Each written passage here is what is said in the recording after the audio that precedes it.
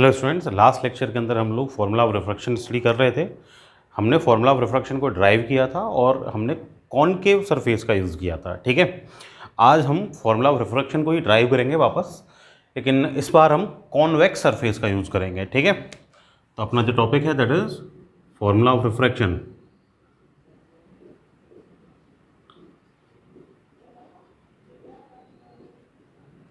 Using convex spherical surface।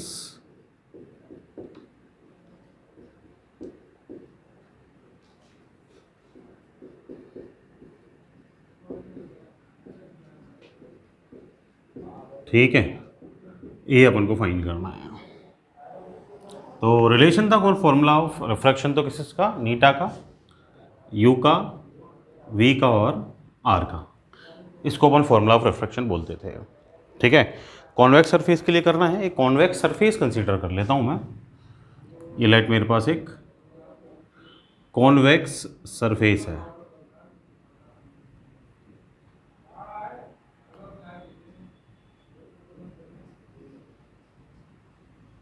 ये मेरे पास एक कॉन्वेक्स सरफेस है। ठीक है, बिल्कुल स्फेरिकल ले लेता हूँ मैं इसको।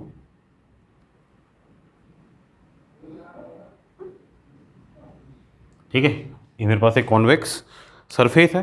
ठीक है, दूसरी साइड तो ये इनफाइनाइट तक जा ही रही है। सेकंड साइड में ये इसका जो एक्सपेंशन है वो कहाँ तक है, इनफाइनाइट तक है ना। तो इनफाइनाइट तक है। लेट इसका ये प्रिंसिपल एक्सिस हो गया। ये एकदम सीधा ले लेते हैं अपन प्रिंसिपल एक्सिस। डी इसका लेट ये प्रिंसिपल एक्सिस हो गया।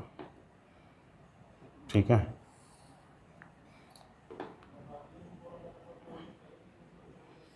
ठीक, ये प्रिंसिपल एक्सिस हो गया, ये पॉइंट पी।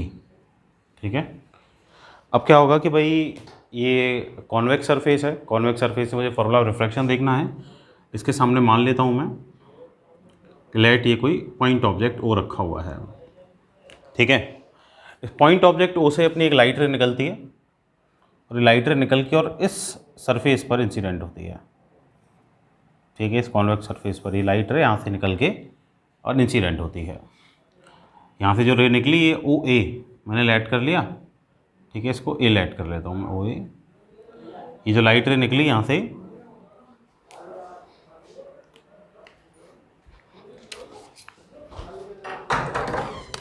भाई साहब अंदर आके रिकॉर्ड करवा लियो अपनी आवाज़ ने, यहीं आके रिकॉर्ड करवा लियो अपनी आवाज़ ने, भारती को करवा में।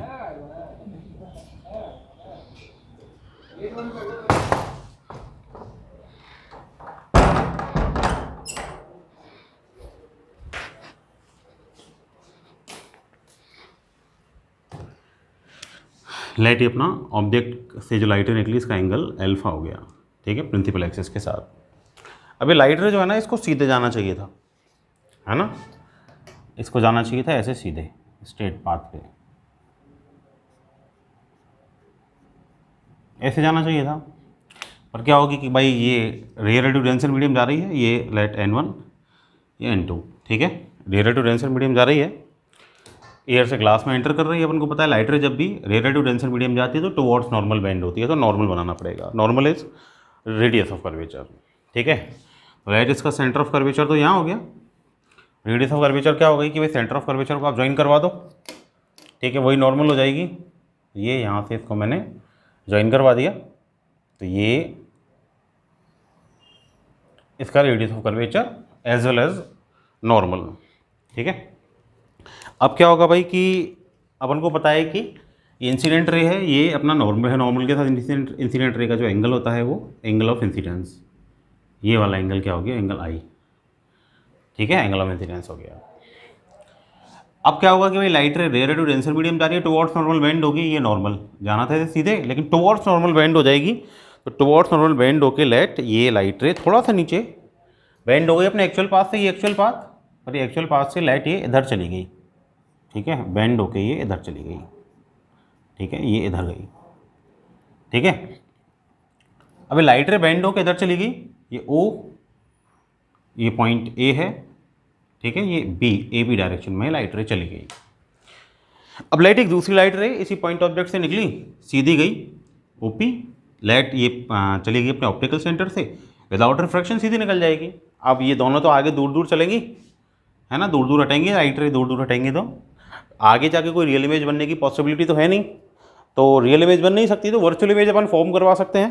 तो वर्चुअल इमेज में ज्वाइन नहीं करती, दे सपोज टू ज्वाइन, तो उसके लिए अपन क्या करेंगे कि भाई ये जो रे थी ना, ये अपनी लाइट रे ए बी, ठीक है, रिफ्रैक्टेड, इसको अगर मैं थोड़ा पीछे यहाँ इंक्रीज कर दूँ, ये यहाँ क्या करेगी, ये ओपी को भी पीछे इंक्रीज कर दूँ, तो यहाँ क्या करेंगे, दोनों एक दूसरे को इंटरसेक्ट करेंगी और यहाँ अपन को क्या मिल जाएगी, इसकी इमेज मिल जाएगी।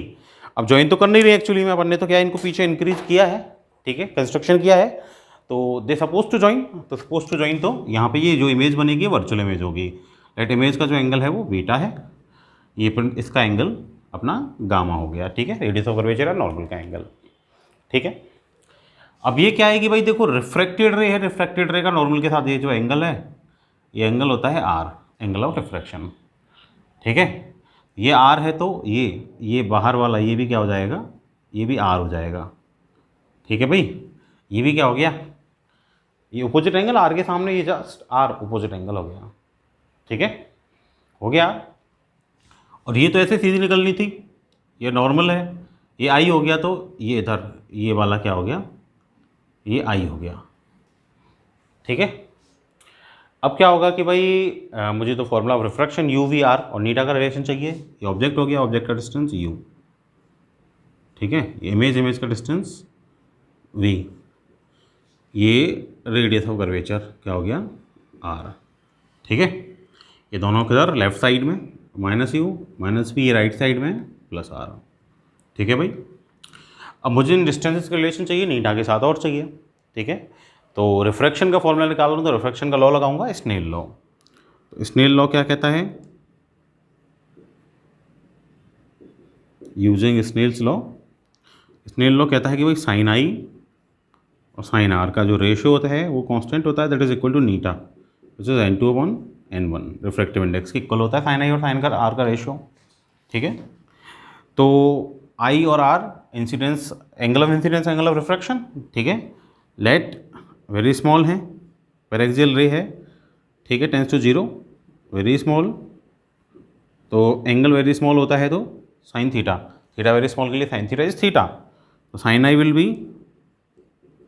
आई and sine r will be r, ठीक है भाई। तो अगर मैं ये पुट कर दूं यहाँ पे तो क्या हो जाएगा, साइन आई इज आई, तो साइन आई को मैं क्या लिख सकता हूँ, आई लिख सकता हूँ, है ना, sine i can be written as i, तो sine i is i, sine r is r, equal to n2 upon n1, ठीक है। तो क्या हो जाएगा, ये n1 आई इक्वल टू क्या हो जाएगा n2 आर, इक्वेशन ये फर्स्ट ही है। तो मेरे पास ये नीटा का आई और आर के साथ रिलेशन आ गया, वैसे ही मैंने कल भी उस डेरिवेशन में रिलेशन निकाला था, ठीक है। अब ये जो आई और आर का रिलेशन है ना, ये आई और आर का रिलेशन मुझे ये लाना है किसके साथ, अल्फा बीटा गामा के साथ, जिससे मैं यू वी और आर इस डेरिवेशन के अंदर लेके आ सकूँ, ठीक है ना। तो देखो ये आई और आर का रिलेशन यू मुझे लेके आना किसके साथ, अल्फा बीटा और गामा के साथ, ठीक है। तो कैसे ला सकता हूँ, उसके लिए एक थ्योरम कल मैंने यूज़ की थी, उसी थ्योरम का मैं यूज़ कर सकता हूँ आज भी। क्या थ्योरम यूज़ की थी कल मैंने, कि भाई जो सम ऑफ इंटरनल एंगल होता है वो एक्सटर्नल एंगल के इक्वल होता है, ठीक है। तो देखो एक तो मेरा ये ट्राइंगल है, देखो आई सी और ए, कौन सा, आई सी और ए, इसमें देखो आई पे बीटा एंगल बन रहा है, सी पे गामा एंगल बन रहा है, और इसका सामने एक्सटर्नल एंगल कौन सा, बड़ा वाला ये, इस ट्राइंगल पे एक्सटर्नल एंगल क्या है, i, that means beta plus gamma equal to क्या हो जाएगा, आई हो जाएगा। भाई आई सी ए की बात कर रहा हूँ मैं, ठीक है ना, आई सी ए की बात कर रहा हूँ ना मैं, तो आई सी ए की बात कर रहा हूँ, तो अंदर एंगल बीटा, यहाँ सी पे एंगल गामा, और यहाँ ऊपर सॉरी ये बाहर वाला एंगल कितना है आर, तो beta plus gamma equal to क्या हो गया आर, ठीक है। ऐसे देखो कौन सा एंगल, कौन सा ट्राइंगल लिया मैंने, ये ट्राइंगल और लिख लेता हूँ मैं, in triangle I C A, ठीक है, beta plus gamma equal to क्या है आर है, ठीक है।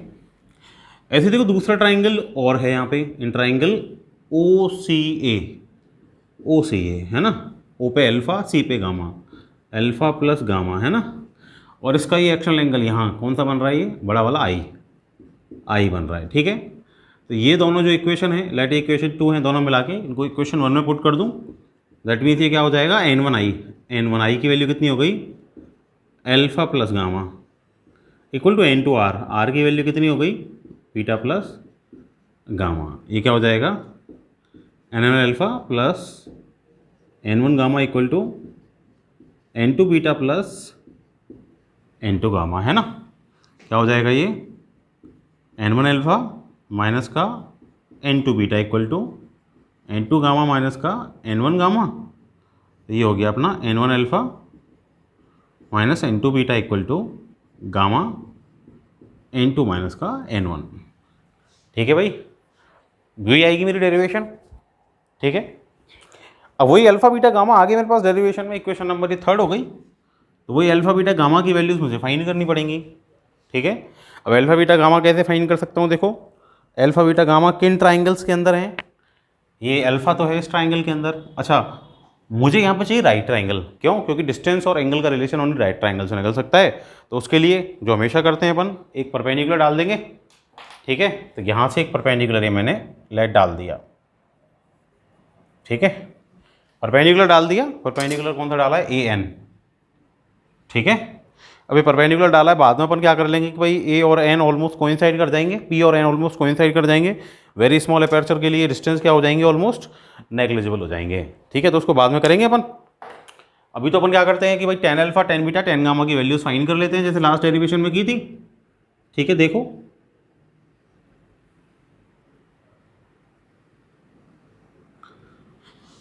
तो tan अल्फा यहाँ से आएगा ONA इस ट्राइंगल से, इन ट्राइंगल ONA इस ट्राइंगल अगर मान लो tan अल्फा फाइंड करूँ, है ना, तो परपेंडिकुलर सामने परपेंडिकुलर AN अपॉन बेस कितना हो गया ON। ठीक है, ऐसे देखो दूसरे ट्राइंगल में अगर मैं tan बीटा फाइंड करूँ INA इस ट्राइंगल में, in triangle INA tan beta क्या हो जाएगा, परपेंडिकुलर ये AN और बेस इज IN। ठीक है, यदि थर्ड वाला ट्राइंगल CNA, ट्राइंगल CNA में tan gamma perpendicular upon base AN upon NC। ठीक है, या CN कर देता हूँ। ठीक, अब मुझे तो अल्फा बीटा गामा चाहिए, तो वही एपर्चर तो वेरी स्मॉल है ही, और पेरेक्सियल रे अपन ले रहे हैं तो एंगल तो वेरी स्मॉल हो जाएंगे ये, तो alpha beta gamma very small tends to 0। ठीक है, तो वेरी स्मॉल है, टेंस टू 0 है, तो इसका मतलब क्या हो जाएगा कि भाई tan alpha will be alpha, ठीक है, tan beta will be beta, और tan gamma will be gamma हो जाएगा। तो वही फाइंड कर लो वैल्यूज, अल्फा बीटा गामा क्या हो गए भाई, alpha equal to AN upon ON, है ना, बीटा इक्वल टू क्या हो जाएगा AN अपॉन IN, और गामा इक्वल टू क्या हो जाएगा AN अपॉन CN। ठीक है, अच्छा इसके साथ साथ अपर्चर इज वेरी स्मॉल, अगर अपर्चर को स्मॉल कंसीडर करता हूँ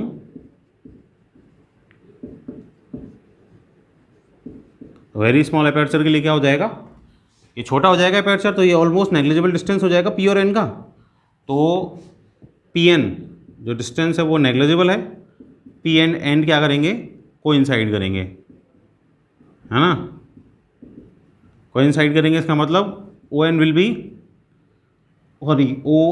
OP, ठीक है, IN विल बी IP, ठीक है, and CN will be CP। ठीक है, दैट मीन्स अल्फा की वैल्यू क्या हो जाएगी AN अपॉन OP, बीटा की वैल्यू हो जाएगी AN अपॉन IP, और गामा की वैल्यू क्या हो जाएगी AN upon CP। Equation number कौन सी आ गई, थर्ड एंड फोर्थ आ गई, ठीक है। तो अल्फा बीटा गामा की वैल्यू आ गई, थर्ड इक्वेशन में पुट कर सकता हूँ 4 से, putting in equation third, putting in equation third, देखो क्या आ जाएगा, इक्वेशन थर्ड में पुट कर दो तो n1 अल्फा की वैल्यू कितनी है, ए एन अपॉन ओपी, ठीक है, A N upon OP, minus n2 beta की वैल्यू कितनी है, A N upon I P equal to gamma is A N upon C P, ठीक है, और n2 माइनस n1 हो जाएगा, ए एन तो कैंसिल आउट हो गए, n1 अपॉन ओपी माइनस का n2 upon I P equal to n2 minus n1 upon C P हो जाएगा। n1 अपॉन ओपी की वैल्यू कितनी है देखना, ओपी कितना है, माइनस का u, ठीक है, माइनस का n2 अपॉन आई पी की वैल्यू कितनी है, माइनस का v, ठीक है, और equal to n2 minus n1 upon C P is r, ठीक है। तो ये n2 अपॉन v माइनस का n1 upon u equal to n2 minus n1 upon r हो जाएगा। अब देखो ये तो n2 इसकी डेंसिटी है, n1 इसकी, तो नीटा refractive index will be n2 upon n1 rare to denser के लिए, है ना, n2 डेंसर है n1 रेयर है, तब तो क्या हो जाएगा ये, अगर n1 से डिवाइड कर दो तो n2 upon n1 v minus का n1 upon n1 u equal to n2 minus का n1 upon n1 r, n2 upon n1 नीटा अपॉन v माइनस का n1 upon n1 1 upon u, n2 upon n1 नीटा minus का 1 upon में क्या हो जाएगा, r हो जाएगा। तो दिस फॉर्मूला नीटा अपॉन v माइनस का 1 अपॉन u इक्वल टू नीटा माइनस का 1 upon r, this is the formula of refraction which is the relation between u, v, r and नीटा, और यही रिलेशन मुझे फाइंड करना था, ठीक है। अच्छा, अब ये जो रिलेशन मैंने फाइंड किया है, ये रिलेशन है कब, जब अपनी लाइट रे जा रही है किधर, रेयर टू डेंसर मीडियम, ठीक है। तो डेंसर टू रेयर मीडियम भी अपन फाइंड करेंगे, ठीक है। तो मान लो अगर लाइट रे जा रही है किधर, डेंसर टू रेयर मीडियम, ठीक है। तो डेंसर टू रेयर मीडियम के लिए क्या होगा कि भाई देखो, इसको यहाँ से मैं रफ कर देता हूँ इधर से, तो n1 की डेंसिटी ग्रेटर हो जाएगी, n2 की स्मॉलर हो जाएगी, ठीक है। देन नीटा will be what, n1 upon n2, ठीक है। जब लाइट रे किधर जा रही है, डेंसर टू रेयर, ठीक है। ये कब था, ये जो डेरिवेशन दोनों की मैंने, ये रेयर टू डेंसर मीडियम के लिए की, है ना। तो अपने पास जो फॉर्मूला है, देखो इसको एज ए जनरल फॉर्मूला अपन ट्रीट कर सकते हैं, n2 अपॉन वी माइनस का n1 upon equal to n2 minus n1 upon r, कितना, n2 अपॉन वी माइनस का n1 upon u equal to n2 minus का n1 अपॉन r, इसको as a general formula treat कर लो, ठीक है। तो अब इसमें क्या है, रेयर टू डेंसर गए थे तो अपन ने n1 से डिवाइड कर दियो, ठीक है, क्योंकि n2 अपॉन n1 नीटा है। अब मान लो डेंसर टू रेयर जा रहे हैं तो अपन n2 से डिवाइड कर देंगे, क्यों, क्योंकि n1 अपॉन n2 क्या हो जाएगा, नीटा हो जाएगा। तो अगर मैं n2 से डिवाइड करूँ तो n2 अपॉन n2v माइनस का n1 upon n2u equal to n2 minus n1 upon n2r, है ना। ये तो 1 अपॉन v माइनस का नीटा अपॉन u इक्वल टू क्या हो जाएगा, 1 माइनस का नीटा अपॉन r हो जाएगा। भाई n2 अपॉन n1 1 माइनस का n1 अपॉन n2 नीटा अपॉन r, ठीक है।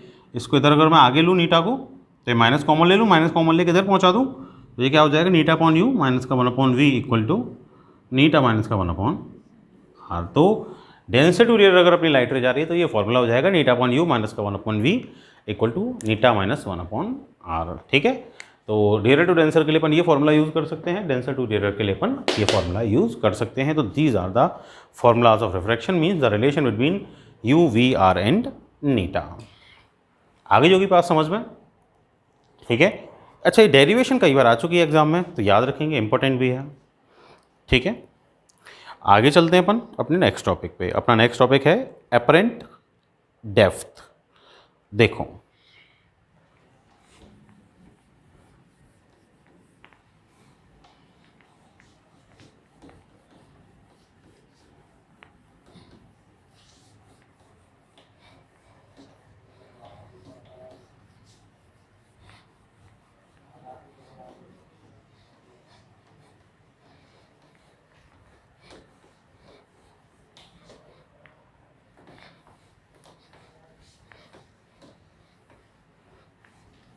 देखो भाई अपरेंट डेप्थ क्या होती है कि जब भी कोई लिक्विड के अंदर, है ना, हम कोई भी ऑब्जेक्ट को रखते हैं तो उसकी जो डेप्थ है वो अपन को एक्चुअल डेप्थ के कंपैरिजन में लेस दिखती है, ठीक है। तो उसकी जो डेप्थ अपन को अपीयर होती है उसको अपन बोलते हैं अपरेंट डेप्थ, ठीक है। अपरेंट डेप्थ के काफ़ी सारे एग्जाम्पल अपन ने देखे हैं, ठीक है। क्या क्या देखे हैं, जैसे कि मान लो कोई कॉइन है, ठीक है, ये कोई अपना कंटेनर है, ठीक है। इस कंटेनर में वाटर फिल्ड है, ठीक है, ये वाटर फिल्ड है। यहाँ मैंने क्या किया, सरफेस पे कॉइन रख दिया, सरफेस पे क्या रख दिया, एक कॉइन रख दिया, ठीक है, इधर रख दिया कॉइन, ठीक है। लाइट क्या हो रहा है कि इस कॉइन से कोई लाइट रे जा रही है, लाइट से एक लाइट रे निकली, भाई ये अपना नॉर्मल हो गया, ठीक है। अबे लाइट रे गई तो क्या होगा, जाना तो चाहिए सीधे, पर ये light ray is going from denser to rare medium, तो ये क्या होगी, अवे फ्रॉम नॉर्मल बेंड होगी। तो ऐसे जाने की जगह क्या होगा, अवे फ्रॉम नॉर्मल ऐसे बेंड हो जाएगी, तो ऑब्जर्वर के पास इधर पहुंचेगी ये, ठीक है, इधर पहुंचेगी। ऑब्जर्वर को तो स्ट्रेट पाथ से आती हुई पेयर होगी, तो ऑब्जर्वर को कहाँ से आती हुई पेयर होगी, यहाँ से। मतलब ये कॉइन उसको कहाँ दिखेगा, यहाँ दिखेगा। इसका मतलब क्या हो गया कि भाई इसकी एक्चुअल हाइट अगर, एक्चुअल डेप्थ अगर एच थी तो ये एच डैश डेप्थ पे अपन को दिखेगा। तो ये एच डैश जो डेप्थ है ना, जो अपीयर हो रही है, इसको अपन बोलते हैं अपरेंट डेप्थ, ठीक है। अभी जो अपरेंट डेप्थ होती है ना एच डैश, ये होती है एच अपॉन नीटा। मतलब जितना रिफ्रैक्टिव इंडेक्स अपना ज़्यादा होगा, अपरेंट डेप्थ अपनी उतनी ही कम होगी, है ना। जितने ज़्यादा हाई डेंसिटी वाले लिक्विड में अपन अपने ऑब्जेक्ट को रखेंगे उसकी डेप्थ उतनी ही अपन को कम दिखेगी, ठीक है। इसके और भी एग्जांपल अपन ने देखे हैं, जैसे कोई पॉन्ड है ना, स्विमिंग पूल है, उसके लेवल को अपन देखते हैं तो उसका लेवल उसके एक्चुअल लेवल से ऊपर दिखता है, ठीक है। तो वो किसकी वजह से दिख रहा है अपन को, वो अपरेंट डेप्थ की वजह से दिख रहा है, ठीक है ना भाई। इसका एक क्वेश्चन अपन देख सकते हैं अपरेंट डेप्थ का। देखो एक क्वेश्चन देख लेते हैं, उससे थोड़ा क्लियर हो जाएगा। देखो क्वेश्चन मुझे गिवन है, क्या कह रहा है क्वेश्चन मेरा क्वेश्चन ये बोल रहा है a transparent cube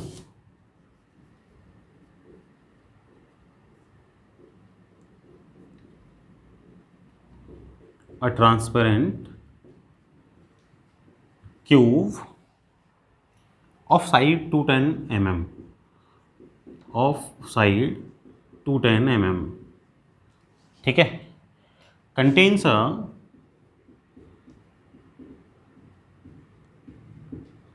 small air bubble. एक क्या है अपने पास, ट्रांसपेरेंट क्यूब है, ग्लास की कोई क्यूब है, 210 mm उसकी क्या है, साइड है, डेप्थ मतलब विड्थ होगी किसी साइड की, उसमें एयर बबल है एक, है ना। It's apparent distance from when seen from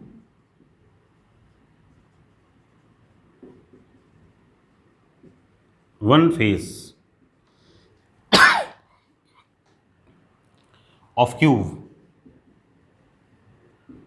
is 100 mm, है ना, 100 mm है। and when seen through other face, and when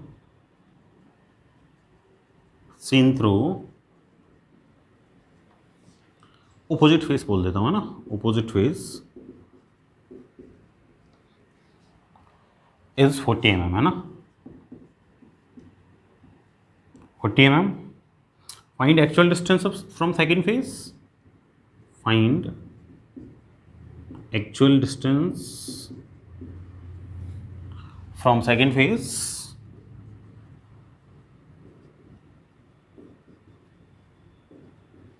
and the refractive index of liquid of the material of cube, and refractive index of material of cube, ठीक है। इसका solution अपन को करना है। तो क्वेश्चन को देखो क्या बोल रहा है कि भाई ये क्यूब है, ठीक है, 210 mm उसकी क्या है, साइड है, तो ये क्यूब है अपने पास, लेट ये अपने पास एक क्यू है, क्यूबॉइड ऐसा बना दिया है, क्यू भी मान लेता हूँ, क्यू भी है, ठीक है।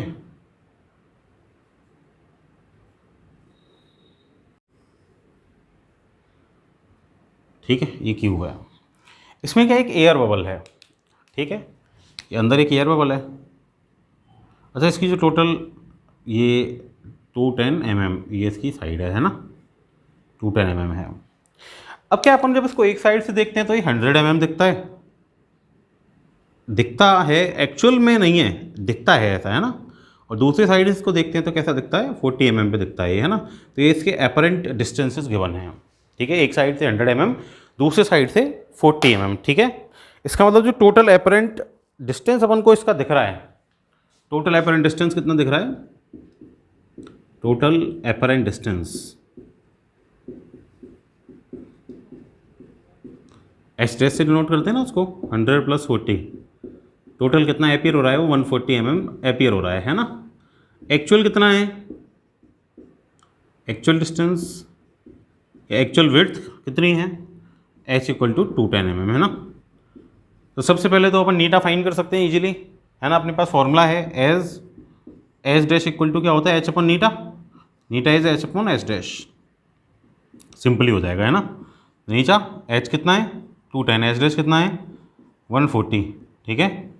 तो क्या हो जाएगा, ये नीटा इक्वल जाएगा, नीटा इक्वल टू ये 3/2, तो नीटा इक्वल टू क्या आ जाएगा 1.5 आ जाएगा, ठीक है। तो रिफ्रैक्टिव इंडेक्स तो क्या हो गया 1.5 हो गया, ठीक है। अब रिफ्रैक्टिव इंडेक्स ना हो गया 1.5, तो अपन क्या कर सकते हैं, अब अपन को फाइंड क्या करना है, actual distance from second phase, second phase से एक्चुअल डिस्टेंस h फाइंड करना है।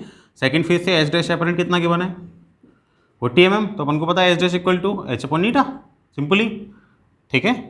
तो अपन को तो h फाइंड करना है, तो नीटा इंटू h डैश हो जाएगा, तो h क्या हो जाएगा नीटा 3/2, और h डैश कितना है 40, नीटा क्या आ जाएगा